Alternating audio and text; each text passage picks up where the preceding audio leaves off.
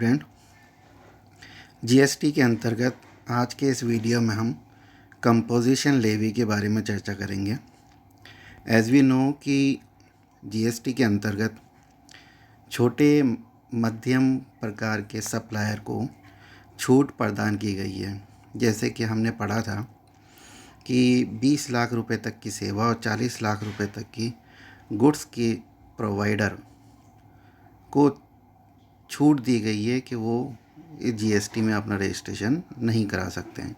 इसी प्रकार से उनसे ऊपर की कैटेगरी वाले स्मॉल मीडियम सप्लायर को भी यहाँ पर कंपोजिशन लेवी में यानी कंपोजिशन स्कीम में छूट प्रदान की गई है।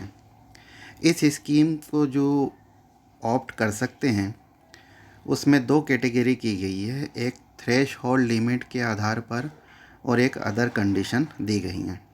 ऐसे व्यवसायी जो जीएसटी के कंप्लायंस को पूरा करने में असहज महसूस करते हैं उनके लिए कंपोजिशन स्कीम लाई गई थी।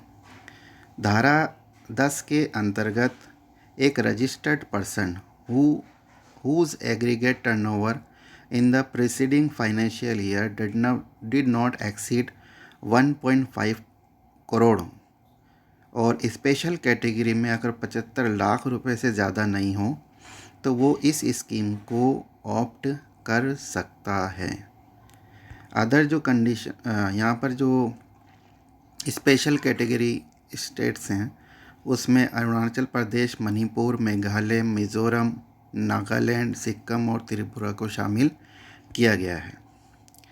अदर जो कंडीशन है जिसके आधार पे हम कंपोजिशन स्कीम के लिए सप्लायर एलिजिबल होता है उसमें द फर्स्ट वन इज़ के supplier should not be supplying non taxable goods. ऐसी गुड्स जो नॉन टैक्सेबल है जैसे अल्कोहल वगैरह, अगर उनका वो सप्लायर हैं तो वो स्कीम में नहीं आ सकता। The supplier should not B engage in making inter state supply.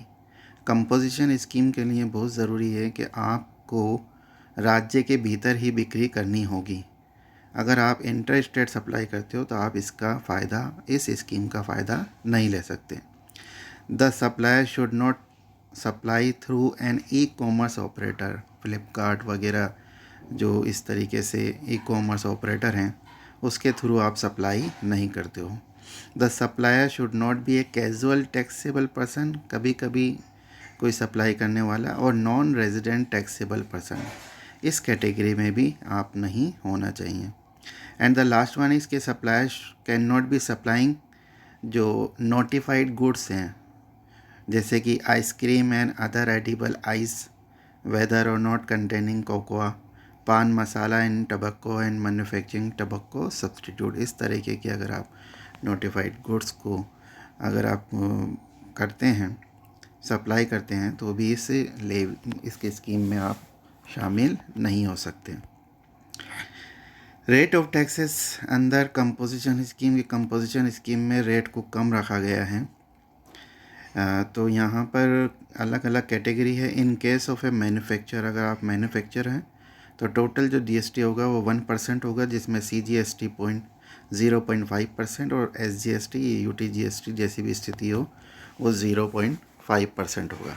In case of restaurant and caterers, इस तरीके की जो सेवाएं हैं उसमें 5% की दर रखी गई है।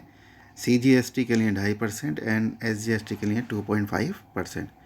In case of other supply other than 10 to A नई धारा जोड़ी गई है, तो अगर उसके अलावा अगर आप हों तो 1% ही आपको GST देना पड़ेगा। और in case of supply under 10 to A में यहाँ पर 6% की कैटेगरी रखी गई है कि आपको 6% देना पड़ेगा, जिसके बारे में मैं अभी आपको बता रहा हूँ। धारा 10 में हमने थ्रेशोल्ड लिमिट को पढ़ा था। According to section 10(1) a composition dealer can also supply services to an extent. अगर वो गुड्स की सप्लाई करता है उसके साथ साथ वो सर्विस की सप्लाई भी करे तो उसको यहाँ पर छूट दे दी जाएगी, इस स्कीम में शामिल कर लिया जाएगा। यहाँ पर ये बताया गया कि to an extent of 10% of turnover, यानी जो सप्लाई कर रहा है वो 10% ऑफ जो एग्रीगेट टर्नओवर होगा अभी हम कैलकुलेट करेंगे, या 5 लाख रुपए, which ever is higher, this amendment will be applicable from the 1 Feb 2019।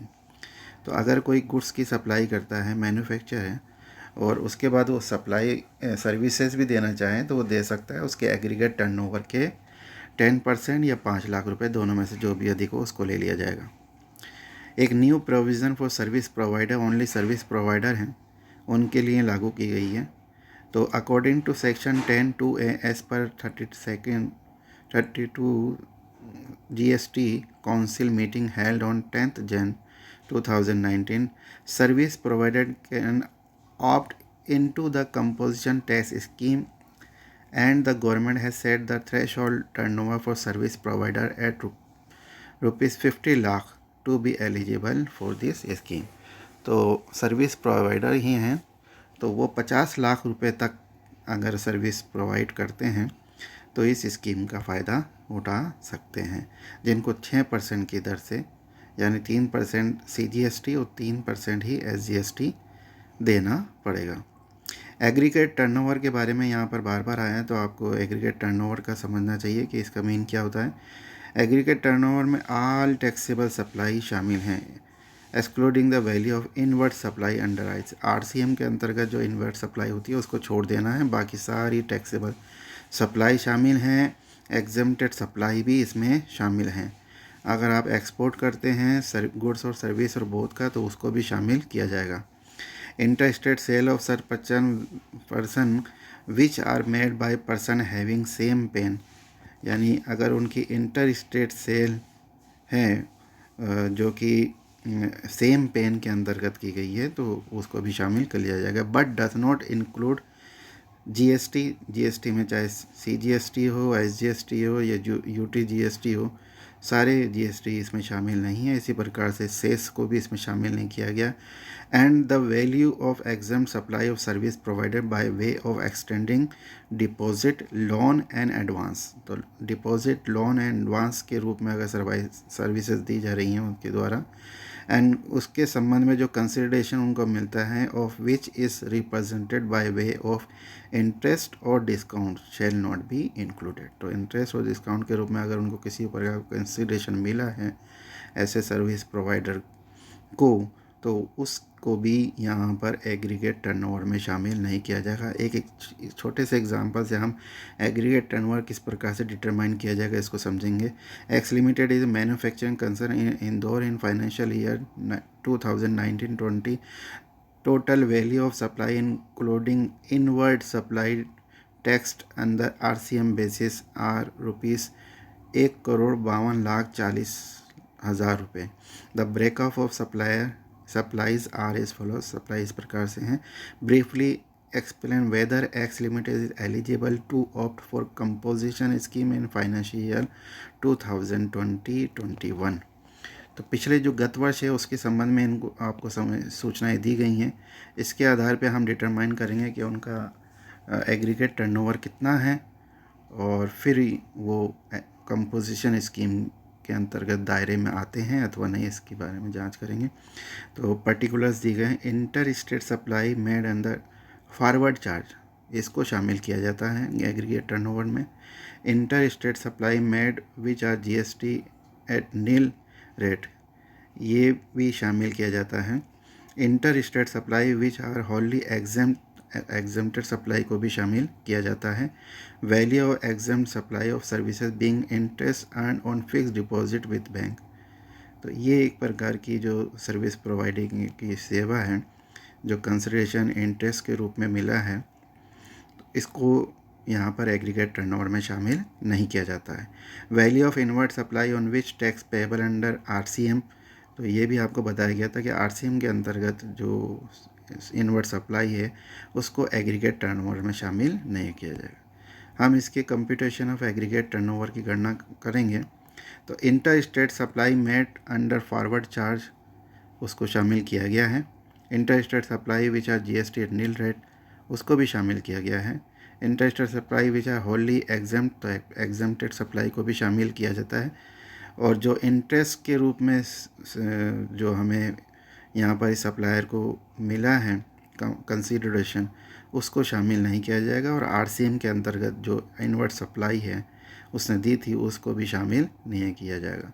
इस तरीके से इसका टोटल टर्नओवर 1,50,00,000 रुपये आएगा। ये सप्लायर कंपोजिशन स्कीम के दायरे के अंतर्गत आता है, क्योंकि इसका टर्नओवर एग्रीगेट टर्नओवर 1,50,00,000 रुपये से अधिक नहीं है, तो ये इस स्कीम को ऑप्ट कर सकता है। धन्यवाद।